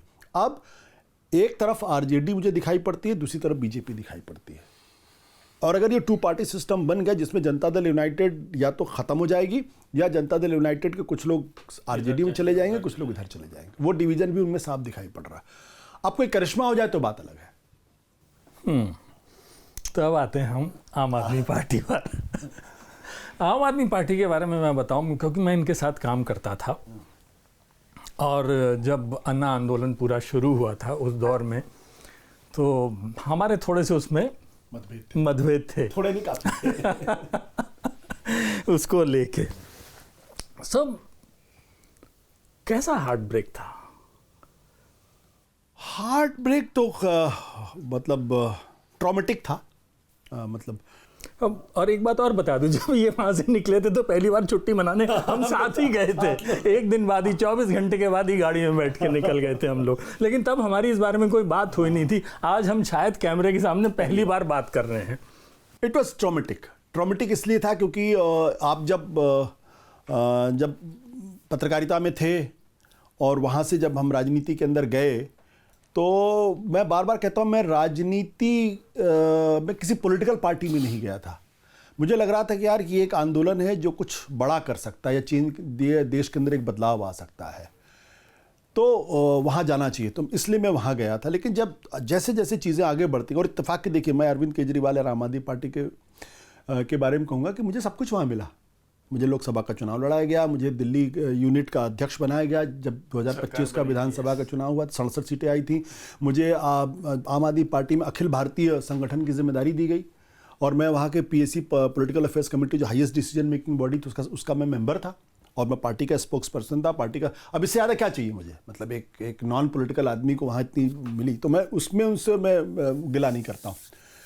लेकिन जो सपना मैं सोच के गया था, जिस दिशा में चीज़ें बढ़नी चाहिए थी, उस दिशा में जब चीज़ें नहीं बढ़ी, और धीरे धीरे मुझे लगने लगा कि शायद मैं यहाँ फिट नहीं हो पाऊँगा, जो स्थितियाँ बदल रही हैं, तो आप होता है ना कि आप किसी से मोहब्बत करते हैं, और उसकी मोहब्बत में जब आपको पता चलता है कि यार ये तो वो शख्स नहीं है जिससे मैं मोहब्बत करता था, जिससे मैंने टूट कर प्यार किया, तो फिर आपका दिल भी टूटता है और आपका ट्रॉमा भी होता है। तो वो स्थिति मेरे साथ हुई, और 2017 के शुरुआत से वो शुरू हो गया था। जब मैं गोवा में चुनाव लड़वा रहा था, तो गोवा के दरम्यान से वो बातें धीरे धीरे होने लगी थी, और 15 अगस्त 2018 को फिर मैंने छोड़ ही दिया। फिर अगले दिन हम आपके साथ निकल लिए शिमला। So, वही जैसा आपने कहा, वो एक दिन में नहीं होता, जब धीरे धीरे टूटता है। अरविंद केजरीवाल तो आदर्श थे ना? मैं तो मानता हूँ, मैं आज भी मानता हूं कि इस देश के अंदर 2 ही जीनियस पॉलिटिशियन हैं, नरेंद्र मोदी और अरविंद केजरीवाल। क्यों, ऐसा क्या है? वो उस आदमी में कुछ आउट ऑफ द बॉक्स सोचने की क्षमता है, एकदम आउट ऑफ द। आप कोई आइडिया लेके चले जाइए, वो एक दूसरे तरीके से उसको देखता है। हमको शुरू में यार क्या फालतू की, बाद में आप उसके रिजल्ट्स देखते हो। मुझे अच्छी तरीके से याद है कि 2014 लोकसभा चुनाव में जब आम आदमी पार्टी 7 के 7 सीट हार गई, और लोगों के अंदर गुस्सा हो गया कि हमने आपको चुना और 49 दिन के अंदर आपने इस्तीफा दे दिया, तो लोग बहुत नाराज थे दिल्ली के अंदर। यहाँ तक कि अरविंद ने खुद मुझे ये बताया था कि वो अपनी कॉन्स्टिट्यूएंसी में कैंपेन करने गए थे, तो लोगों ने डोर टू डोर, लोगों ने दरवाजे बंद कर दिए थे उनके मुंह पे। वो उनकी माँ जब सब्जी लेने जाती थी, तो लोग वहाँ पे अरविंद केजरीवाल को भला बुरा कहते थे। उनकी माँ ने मुझे ये बताया मुझे, और वहां से इस नेगेटिविटी से पूरे चुनाव को पलट देना और 67 सीट लेकर आना एक चमत्कार था। आशु, आप बहुत सक्सेसफुल थे, एडिटर थे बहुत बड़े चैनल के, आपके पास सब कुछ था, बहुत बढ़िया अच्छी सैलरी थी, रुतबा था, और आप मुखर थे, सरकार के खिलाफ बोलने वाले उस वक्त भी थे। ऐसे में जब आप अपना करियर छोड़ देते हैं और एक पॉलिटिकल, मैंने आपको देखा जब आप चुनाव लड़ते, ज़मीन पे सोना, वहीं पत्तल में बैठ के खा लेना, तो मैं ये सोचा देख के, मैंने कहा ये क्या है, ये कौन सी दुनिया है। नहीं, मैं गया था, मुझे लगता था कि आप के साथ मैंने काम किया है, मुझे एक मिनट को टेम्पटेशन हुई कि मैं आपके साथ जाके काम करूं, लेकिन जब मैंने वो माहौल देखा ना, मैंने कहा मेरे बस का नहीं है ये सब काम कर पाना, मेरे बस का नहीं हो पाएगा। ये ज़मीन पे बैठ के वहीं सो रहे हैं, 25 आदमी सो रहे हैं उसी कोने के अंदर, गर्मी में पसीने से तरबतर। तो वो क्या था, मतलब क्या सोच के पॉलिटिक्स में गए थे कि क्या कर दूंगा मैं, क्या बदल दूंगा? मुझे लग रहा था कि ये बदलाव हो रहा है। मुझे आपको याद है, आपको शायद वो आपको ध्यान नहीं है, जब हम IBN 7 में थे तो 2013 के चुनाव की बात है और हमारी आपकी बातचीत हो रही थी। मैं थोड़ा सा नेगेटिव था, मैंने कहा यार 2-4 सीटें आ जाए तो बड़ी बात है। तो आपने कहा नहीं, कुछ तो बदल रहा है, क्योंकि मेरे घर की जो मेड है वो कुछ कह रही, मेरा ड्राइवर कुछ कह रहा, मेरा पड़ोसी कुछ कह रहा, सब झाड़ू के बारे में बात कर रहे हैं। तो वो क्या था कि लोग झाड़ू के बारे में इतने आश्वस्त थे। और मैं देखिए, अभी भी घर में रोई खड़े हो रहे हैं। मैं जब एयरपोर्ट पे जाता था तो 80 साल के बुजुर्ग हाथ ऐसे पकड़ लेते थे और कहते थे कि बेटा डरना मत, तुम ही लोगों से उम्मीद है। क्योंकि तब नरेंद्र मोदी, बीजेपी सरकार का कहर शुरू हो गया था। हाथ पकड़ के लोग कहते बेटा डरना मत, तुम्ही से उम्मीद है, तुम ही लोग कुछ कर सकते हो, तुम ही लोग कुछ बदल सकते हो। वो जो लोगों के अंदर जो आम आदमी पार्टी को लेके या अरविंद केजरीवाल को लेके जो सपना था, जो उम्मीदें थी, मैंने जब उसको देखा कि कम से कम सैकड़ों ऐसे लोग थे जो अमेरिका में थे, जो कनाडा में थे, जो सिंगापुर, हांगकांग में थे, बड़ी बड़ी सैलरीज लेकर आए थे और वो 2-2, 3-3 महीने की छुट्टियां लेकर यहाँ आए थे और बड़े बड़े पोस्टर लेकर सड़क के किनारे खड़े रहते। आपको याद है वो 2013 वाला चुनाव, खड़े रहते थे ऐसे। वो सारे कोई मतलब मजदूर नहीं थे, उनमें से सैकड़ों ऐसे थे जो $1 मिलियन कमा रहे थे उस वक्त। लेकिन उनके मन में था, आपको याद होगा कि 2013 में जब ये कहा गया कि हमको 20 करोड़ रुपए चाहिए, 20 करोड़ या 12 करोड़, 20 करोड़ रुपए चाहिए, आम आदमी पार्टी ने जो पब्लिक क्राउड फंडिंग की, और जब 20 करोड़ रुपए मिल गए तो पहली पॉलिटिकल पार्टी थी जिसने कहा था कि अब पैसे हमें मिल गए, अब हमें नहीं चाहिए। तो लोगों ने कहा यार ये तो कमाल है यार, ये 20 करोड़ रुपए में विधानसभा का चुनाव लड़ रहे हैं और अब कह रहे हैं हमको पैसे नहीं चाहिए, ऐसी कौन सी पार्टी है? तो वो जो लोगों का जो मैंने उसको बहुत शिद्दत से महसूस किया। मैं लोगों के बीच गया और मुझे अपनी जिंदगी में, मैं बता दूं, और आपने अपने परिवार की भी तब नहीं सुनी थी, सब लोग आपके खिलाफ थे घर में, मेरे पापा भी खिलाफ थे, आपके फादर भी। तो वो शायद मेरी जिंदगी के सबसे सुकून भरे दिन थे आम आदमी पार्टी में। क्योंकि आप जिंदगी में क्या चाहते हो कि जब लोग आपको बड़ी इज्जत की नज़र से देखें, सम्मान की नज़र से देखें, और बुजुर्ग आदमी आपका हाथ पकड़ रहा है, बुजुर्ग औरतें हाथ पकड़ रही हैं। तो एक पर्पस मिलना जो लाइफ को होता है कि मुझे एक पर्पस मिल गया, एक मकसद मिल गया कि मैं इस देश के लिए कुछ कर रहा हूँ, अपने होने का एक एहसास हुआ। बिल्कुल। और मतलब लोग बहुत ज़्यादा सिस्टम से नाराज़ थे, बहुत ज़्यादा सिस्टम से नाराज़ थे, और उनको लग रहा था कि ये देश बदल सकता है, ये लोग बदल। आप बंगाल के पंजाब के अंदर आप सोच नहीं सकते कि 4 सीटें लोकसभा के अचानक कहाँ से आ गई। वहाँ किसी तरीके कोई कैंपेनिंग 4 सीटें जीत गया, आप, इतना माहौल था वहाँ। तो वो जो उम्मीद थी ना, जब वो लगने लगा कि नहीं वो तो एक छलावा है और हम किसी दूसरे लगा था। राजनीति का जो धीरे धीरे राजनीति आम आदमी पार्टी पर हावी होने लगी, हमारे मूव पॉलिटिकल होने लगे, हम सब कुछ जीत हार के संदर्भ में देखने लगे। राजनीतिक पार्टी अगर सत्ता में नहीं रहने की कोशिश तो फिर हम उसलिए गए ही नहीं थे ना। तो आप नहीं गए थे तो नहीं, बाकी तो गए वो, हाँ बाकी आप कह सकते हो, नहीं वो सब लोग। आज भी मैं अरविंद केजरीवाल को बहुत जिम्मेदार नहीं मानता हूँ। मुझे लगता है कि अरविंद केजरीवाल शायद जो एक औसत खिलाड़ी और जो महान खिलाड़ी, जो सचिन तेंदुलकर और दूसरे खिलाड़ियों के बीच का जो फर्क होता है ना, कि आप उस सीमा को तोड़ते हो तभी आप ऑल टाइम ग्रेट बनते हो ना। बस सचिन तेंदुलकर ने उस सीमा को तोड़ा तभी तो इतना बड़ा प्लेयर बन गया, या विराट कोहली उस सीमा को तोड़ा। अरविंद केजरीवाल ने उस सीमा को नहीं तोड़ पाया। आशु, लेकिन अरविंद केजरीवाल ने एक नुकसान ये कर दिया कि अब शायद इस देश में कोई पॉलिटिकल पार्टी खड़ी नहीं होगी, कोई आदर्शवाद का ढोंग नहीं पीटेगा। अब लोग यकीन कैसे करेंगे? जो आपने सारी उम्मीदें थी वो खत्म कर दी। वो एक पीढ़ी की उम्मीदें खत्म हुई हैं। अब समय तो बहुत आगे निकल गया, तो नई पीढ़ी आ गई। हर पीढ़ी अपने आदर्श खोजती है, हर पीढ़ी अपने हिसाब से रिएक्ट करती है। तो पुरानी पीढ़ी को ये गिला शिकवा है और नाराज़ भी बहुत है, इसमें कोई दो राय नहीं है। लेकिन मैं इतना निराशावादी नहीं, मुझे लगता है कि नई पीढ़ी अपना नया नायक खोज लेगी। पर आपके पास तो ऑप्शन था, पॉलिटिकल पार्टी में जा सकते थे। बिल्कुल मेरे पास ऑप्शन था। बीजेपी से भी ऑफर आई थी आपको? बीजेपी के लोगों ने भी संपर्क किया था और कांग्रेस के लोगों ने भी संपर्क किया था, दोनों ने। और मैंने क्योंकि मैं राजनीति से मैंने छोड़ा था, मैंने पॉलिटिक्स छोड़ी थी। तो मोहभंग राजनीति से हुआ है। मैं राजनीति के लिए बने, मैं संजीव मैं आपको बताऊं, मैं जो यूनिवर्सिटी में था तब भी मैंने वहाँ की जो एस्टैब्लिश पॉलिटिकल पार्टी थी वो नहीं ज्वाइन किया। एक पॉलिटिकल पार्टी बनी थी, इसका नाम था Indian National Student Action Front, Insaf. और शायद आई एम अ बैड जज ऑफ पॉलिटिक्स। मुझे लगता है उस वक्त भी मेरे मन में ख्याल आया था कि यार ये अच्छे लोग हैं, इनके साथ जुड़ना। नहीं तो मैं SFI में चला जाता, मैं वहाँ पे NSY थी उसमें चला जाता, फ्री थिंकर थे JNU उसमें चला, मैं उसमें नहीं गया, मैं इस पार्टी में गया। और इत्तेफाक की बात है कि 2 महीने में ही मुझे पता चल गया कि ये तो फ्रॉड लोग हैं। शायद आई एम अ बैड जज ऑफ पॉलिटिकल एक्टिविटी। अच्छा, ये जो बीजेपी और कांग्रेस का ऑफर था, ये आम आदमी पार्टी में अभी बोला है ना। हाँ। ये आप देख लीजिए, किसी को निकाल के लोग जो है वो ट्रोल कराएंगे कि बड़ा बारी अपने को पॉलिटिकल एनालिस्ट कहता है, देखो ये तो खुद ही मान रहा है कि पॉलिटिकल नहीं समझता। But let's face it, not कि जब आप आम आदमी पार्टी में थे तब भी ऑफर आया था बीजेपी और कांग्रेस की तरफ से, या बाद में आया? पहले आपको अपोज करने की कोशिश नहीं हुई थी? कभी नहीं, किसी ने नहीं की। पार्टी जब मैंने छोड़ी, जिस दिन मैंने छोड़ी थी उसके 1-2 दिन बाद ही एक पार्टी के, नाम नहीं लेना ठीक नहीं है, उनके बड़े नेता ने बार बार मुझसे कहा कि देखिए हमारे बॉस आपको बहुत पसंद करते हैं और आप आ जाइए, मिलिए मुझसे।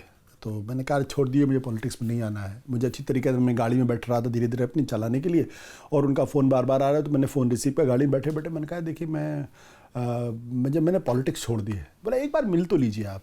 तो मैं कई महीनों के बाद फिर उनसे मैं मिलने गया था, जो मुझसे मेरे मित्र जैसे थे। मैं उनसे मिलने गया, फिर मैंने क्लियर कर दिया था, मैंने कहा कि मुझे नहीं करना है इसमें। और अभी हाल तक करीब 1.5 साल पहले तक भी मुझसे संपर्क किया गया। हाँ, मुझे मैसेज ये था कि आप तो वही काम कर रहे हैं जो हम लोग करना चाहते हैं, तो अंदर आके कहिए। तो मैंने कहा नहीं भाई, मैंने पॉलिटिक्स करके देख लिया, मेरे बस का नहीं है, तो जो काम मेरे बस का नहीं, मैं क्यों उसमें जाके उसमें फंसूं। फिर इतने साल हो गए, 2017-18 6 साल आपने अरविंद केजरीवाल के खिलाफ एक शब्द नहीं बोला। आम आदमी पार्टी के पास कुछ ऐसा नहीं बोला नेगेटिव। आप तो बहुत रेगुलर थे, उनके घर में आपका आना जाना था, पत्नी के साथ, घर बच्चों के साथ। बात हुई 6 साल में कभी कुछ? नहीं, कभी नहीं। होली दिवाली का एक्सचेंज भी नहीं? कभी नहीं। मेरा मतलब आपका फुल ब्रेकअप था, मतलब कंप्लीट कट ऑफ? मैंने 1 बार 2 बार की, बल्कि 3 बार 4 बार। 1 बार तो, और वो 3 बार तो शादियों में मुलाकात हुई। शादियों में मतलब पार्टी के, आम आदमी पार्टी के किसी वरिष्ठ नेता की बच्ची की शादी थी, तो पार्टी छोड़ने के 1-1.5 महीने की बात है, तो वहाँ पे मुलाकात हुई थी, बस ऐसे ही। तो वो आपसे नाराज है क्या कि आपने पार्टी छोड़ी, उनको छोड़ा? उनको लगता है और बिट्रे किया आपने, वो ऐसा मानते हैं? हमारा और अरविंद का स्वभाव शायद एक जैसा है, हम लोगों को डिलीट कर देते हैं। मैं भी, मेरा मान है कि ठीक है, अगर इनसे नहीं पट रही तो फिर अलग विड्रॉ कर लो, क्यों झगड़ा करो। फिर एक बार अभी हाल में हमारे एक मित्र हैं, उनकी बेटी की शादी थी, तो वहाँ ऐसे शेक हैंड हुआ, बस आमने सामने शेक हैंड हुआ, बस अरे आप, अच्छा आप, इतना इससे ज़्यादा नहीं। और जब वो कोविड के दौरान जब वो बीमार पड़े थे, तो मैं थोड़ा चिंतित था, तो मैंने उनको फ़ोन किया, उन्होंने फ़ोन नहीं उठाया। फिर उनकी पत्नी को फ़ोन किया, उन्होंने भी नहीं उठाया। फिर उनके वाइफ का मैसेज आया था कि नहीं, we are all right, don't. मैंने कहा कि I am just calling to check if you both are all right, if I can do anything. तो उनकी वाइफ का फ़ोन है, मैसेज आया कि नहीं है, we are all right, nothing to worry, बस उसके बाद नहीं। सो नाउ आप दिल्ली भी हार चुके हैं, पंजाब बचाने में लगे हुए हैं, क्या फ्यूचर आप देखते हो आम आदमी पार्टी? देखिए, अगर पंजाब ये नहीं जीत पाए तो पार्टी ख़त्म हो जाएगी। अगर पंजाब, सब कुछ पंजाब विधानसभा चुनाव के नतीजों पर निर्भर करता है, और इसलिए इस वक्त अरविंद और आम आदमी पार्टी की पूरी ताकत पंजाब को बचाने में लगी हुई है। वो पूरा 24 घंटे जैसे दिल्ली को देखते थे, वैसे ही अब पंजाब को देख रहे हैं। और अभी पंजाब में स्थिति आम आदमी पार्टी की बहुत ख़राब है, और इसलिए उनके मन के अंदर चिंता भी है। अगर पंजाब हार गए तो बहुत मुश्किल हो पाएगा संभालना। फिर एक सवाल है, जो दिल्ली में हुआ, इतने सारे लोग जेल गए, सब पॉलिटिकल था, पॉलिटिकल विचंट है? नहीं, पॉलिटिकल विछंट कैसे होगा? आप मौके देंगे तभी तो पॉलिटिकल विछंट होगा ना। आपने मौके दिए, आपने एक्साइज पॉलिसी में चेंज किया, और अब मेरे पास कोई सबूत नहीं है, लेकिन जो जानकारियां मिल रही हैं उसके हिसाब से पैसे का लेन देन तो हुआ है ना। तो ऐसा नहीं है कि वो हवा, कुछ तो था। अच्छा, बाकी छोड़ दीजिए, आपको किसने कहा था कि आप 45 करोड़ का शीश महल बनवा लीजिए? भाई, जो पार्टी ये कहती थी कि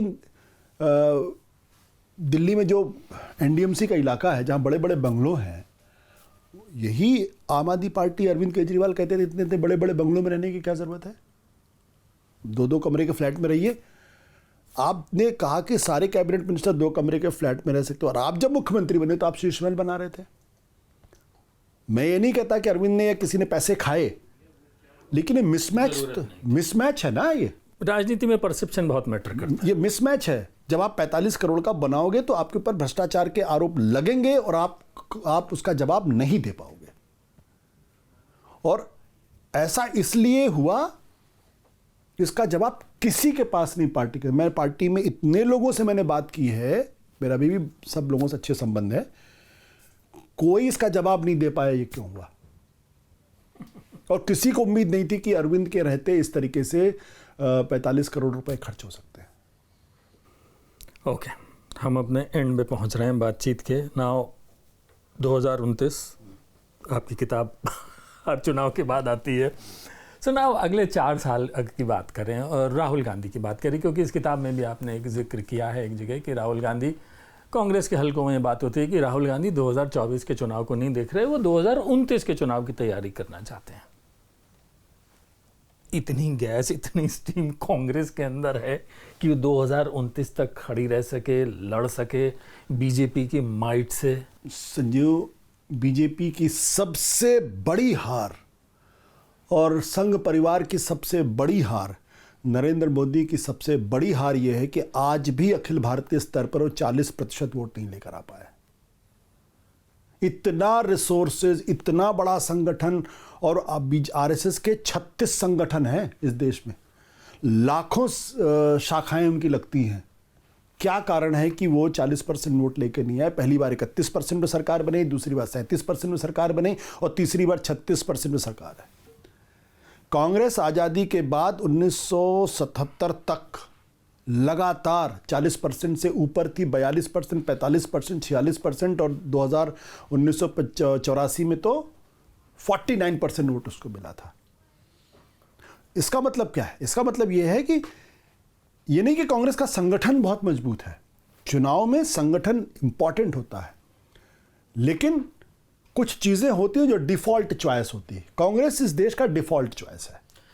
वो यही तो प्रॉब्लम है। हाँ। राहुल गांधी को हटा दीजिए, अगर सड़क पे लड़ता हुआ जो भी आप देख रहे हैं हटा दीजिए, तो कांग्रेस कहीं है ही नहीं। जमीन पे तो नहीं दिखाई देती। ठीक है, वो आदमी को कुछ नहीं मिलता, बीजेपी को वोट नहीं देना, चलो कांग्रेस को वोट दे दिया, वो हो जाएगा। तो ये कब तक चलेगा? मतलब क्या कांग्रेस पार्टी बस ऐसे ही चलेगी? ऐसे ही चलेगा, ऐसे ही चलता रहेगा। सेंटिमेंट बनाम संगठन, मतलब जिसे कहते हैं ना, सेंटिमेंट को। सो बीजेपी फिर तभी हारेगी जब जो बीजेपी हवा है उसके खिलाफ एकदम हो जाएगी, तभी हारेगी। फिर कांग्रेस तो अपने कामों से तो नहीं जीत सकती। बीजेपी के अपने कामों की वजह से जीती थी। मैं आपसे सवाल पूछता हूँ, 2014 में माहौल तो बना ही था उन्होंने, पूरा का पूरा हवा तो क्रिएट की ही थी। हवा अन्ना आंदोलन ने क्रिएट की थी। हवा अन्ना आंदोलन ने क्रिएट की थी, आप मत भूलिए इस बारे में। देश के अंदर जो कांग्रेस के खिलाफ जो माहौल बना था, तो उसके लिए आप भी जिम्मेदार हैं। आप भी जिम्मेदार हैं उसके लिए। जो टीवी चैनल्स ने जो माहौल बनाया था उसमें बीजेपी की कोई भूमिका नहीं थी। बीजेपी ने कोई आंदोलन नहीं किया था, बीजेपी का कोई नेता धरने पे नहीं बैठा था, बीजेपी का कोई नेता सड़क पे नहीं उतरा था। आप बता दीजिए मुझे, हम आप साथ थे? तो ये तो संघ परिवार का किया धरा था ना। बीजेपी कहती है कि मनमोहन सिंह के जमाने में जबरदस्त तरीके से ब्लास्ट हुए, आतंकवादी घटनाएं हो रही थी। 2008 में बॉम्बे में ब्लास्ट हुआ था, 2009 में कांग्रेस पार्टी की सीटें बढ़ के 205 हो गई थी, याद? तो ये इससे बड़ी बीजेपी की हार क्या होगी? तो मैं जो कह रहा हूं कि हमारे देश के अंदर जो पॉलिटिकल पार्टी जो सिस्टम है, उसमें एक पार्टी को रिजेक्ट किया जाता है, एक कुछ समय के बाद वो रिजेक्ट हो जाती है। मुझे लगता है वो धीरे धीरे प्रक्रिया शुरू हो गई है। हाँ, शुरू हो गई। आप देखिए, जैसे ऑपरेशन सिंदूर था, पहलगाम से लोगों के अंदर गुस्सा हुआ, ऑपरेशन सिंदूर ने उस गुस्से को ऊंचाई दे दी, लेकिन जैसे ही आपने सीज फायर किया वैसे वो नीचे चला गया। तो लोगों ने कहा यार ये क्या है, आप तो कहते थे पाकिस्तान को घुस के मारेंगे, आप पीओके लेके रहेंगे, और आपने बिना किसी कारण के सीज फायर कर दिया। खुद बीजेपी आरएसएस के लोगों के अंदर गुस्सा था, उनके अपने कोर सपोर्टर में गुस्सा था इस बात को लेकर। उसके बाद डोनाल्ड ट्रंप ने जिस तरीके से लगातार हमने, और फिर सबसे बड़ा मुद्दा क्या है, बेरोजगारी का मुद्दा है। लोग समाज के अंदर डिमांड नहीं बढ़ रहा है, लोगों को नौकरियां नहीं मिल रही हैं, लोगों की आय लगातार घट रही है। अगर आप डेटा देखेंगे तो बैंकों से लोन लेने की संख्या बढ़ती जा रही है। आय, अभी आप इंडिया टुडे का सर्वे था हमारे ख्याल से 1 साल पहले, लोगों की आय लगातार घटती जा रही है। तो पहले 2014 BJP was a default choice, क्योंकि उनके पास कोई ऑप्शन नहीं था। नरेंद्र मोदी एक नेता के तौर पर आए, उन्होंने कहा मैं सब कुछ बदल दूंगा। लोगों ने 2019 लोगों ने मौका दिया कि चलो ठीक है 5 साल हमने मौका दिया, एक मौका और दे देते। अन्यथा डीमोनेटाइजेशन और जीएसटी के बाद आप जीत जाते हैं चुनाव। इमेजिन, देख लिया, कमाल था। लेकिन 2024 तक आते आते लोगों को लग गया कि नहीं, दिक्कत है। एक मुद्दा रह गया मुझसे, Yogi Adityanath. Yogi Adityanath is Achilles heel of RSS and Narendra Modi. ये उनकी एड़ी में ऐसा फंसा हुआ है कि निकल नहीं। अभी वो आए थे, सबसे मिल मिला के गए हैं, अब वहाँ क्या हो रहा है मतलब खबरें जो चलती रहती हैं। देखिए गॉसिप है, हमको नहीं पता कि सच क्या, लेकिन चर्चा ये चलती रहती है लगातार कि योगी आदित्यनाथ को हटाया जाना चाहिए, हटा सकती है बीजेपी, और वो नहीं हट रहे हैं, नहीं हटा पा रहे हैं उसको। और यूपी का चुनाव भी आने वाला है, अगले साल यूपी में चुनाव होगा। तो यूपी में सबसे कम सीटें आई और उसके लिए जिम्मेदार माना गया बीजेपी के हलकों में, मतलब जो नरेंद्र मोदी अमित शाह के लेवल के ऊपर बात करें, क्योंकि 2 के अलावा तो नीचे कोई होता नहीं है, कि ये सिंगल हैंडेडली अगर कोई जिम्मेदार है तो योगी आदित्यनाथ है।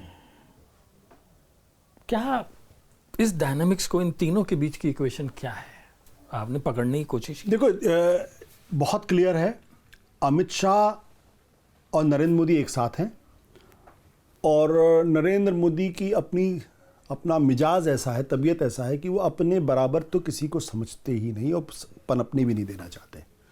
तो योगी लीडर ही ऐसे होते, सारे लीडर ऐसे होते। योगी आदित्यनाथ का इमर्जेंस ये नरेंद्र मोदी को बिल्कुल पसंद नहीं है। और दूसरी बात क्या है कि वो जो योगी आदित्यनाथ के अंदर एक बड़ा साइलेंट डिफायंस है कि हम तुम्हें नहीं मानते, हटा सकते हो तो हटा दो मुझे।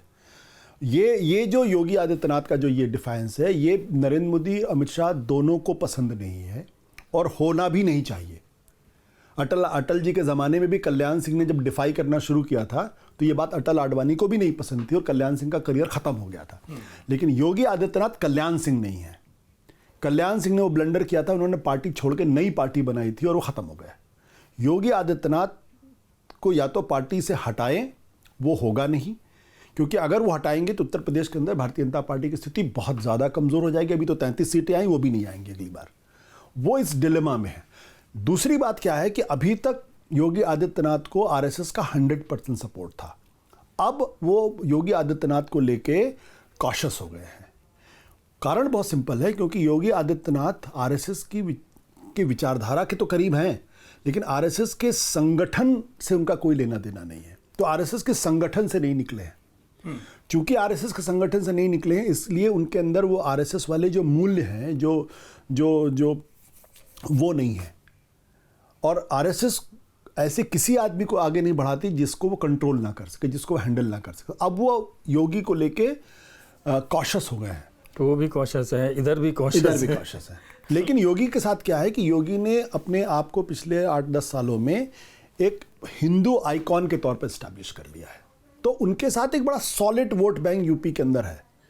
वो अकेले उनको चुनाव जिता पाएगा नहीं जिता पाएगा अलग तरीके का प्रश्न है, लेकिन अगर किसी नेता के साथ 10-12% ऐसे लोग इकट्ठा हो जाते हैं जो आंख बंद करके उनके लिए वोट देते हैं। मोदी के साथ क्या है, आंख बंद करके 15% लोग वोट देते हैं। तो योगी के साथ भी 8-10% है जो उनको आंख बंद करके उनको अपना नेता मानता है। तो वो अगर नाराज हो जाएगा, अच्छा वो बहुत ही प्रभावशाली तबका है, वो समाज का सत्ताधारी तबका है, वो अगर नाराज हो गया तो दिक्कत पैदा होगी। तो इसलिए मुझे लगता है कि ये tug of war, cold war है। अब ये हॉट वॉर में कब कन्वर्ट होगा मैं नहीं कह सकता उसको। तो किस चुनाव पे आपकी सबसे ज़्यादा नज़र रहेगी? बिहार पे, उत्तर प्रदेश पे, बंगाल पे? बंगाल पेरिफेरी का सवाल है। यूपी ही तय करेगा। 80 सीटें हैं और अगर यूपी के, क्योंकि इस बार भी जो बीजेपी की हालत खराब हुई वो इसलिए क्योंकि आप 62 से 33 पे आकर रुक गए। और यूपी में क्यों मैं यूपी को इतना महत्वपूर्ण मानता हूँ? यूपी में नरेंद्र मोदी हैं, यूपी में योगी आदित्यनाथ हैं, यूपी के अंदर मथुरा है, काशी है और अयोध्या है। ये 5 चीज़ें हैं। और उसके और मुसलमान हैं वहाँ काशीराम भी हैं, वहाँ मायावती भी हैं। तो 5 हिंदुत्व के 5 आइकॉन्स कह लो या कुछ भी कह लो आप, जो सबसे इम्पॉर्टेंट पिलर्स हैं वो यूपी में हैं। उसके बावजूद आप 33 पे आके रुक जाते हो। ओके दोस्तों, तो आपने हमारी चर्चा सुनी। ये किताब मैं आपको दिखा रहा हूँ, reclaiming Bharat, what change in 2024 and what lies ahead. What lies ahead पे हमने बहुत सारी बातें की। आप इस किताब को पढ़िए और मैं आपको यकीन दिलाता हूँ कि 2024 जो पिछले 10 साल में 2014 से 24 के बीच में क्या हुआ, कैसे हम सब बदले हैं, हम सब के सोचने का नज़रिया बदला है, राजनीति को देखने का नज़रिया बदला है, वो आपको समझ में आएगा। और आगे क्या होने वाला है वो भी समझ में आएगा। बाकी अगली किताब लिखेंगे, उसका हम इंतज़ार करते हैं। बहुत बहुत शुक्रिया आशु, बात करने के लिए बहुत मज़ा आया।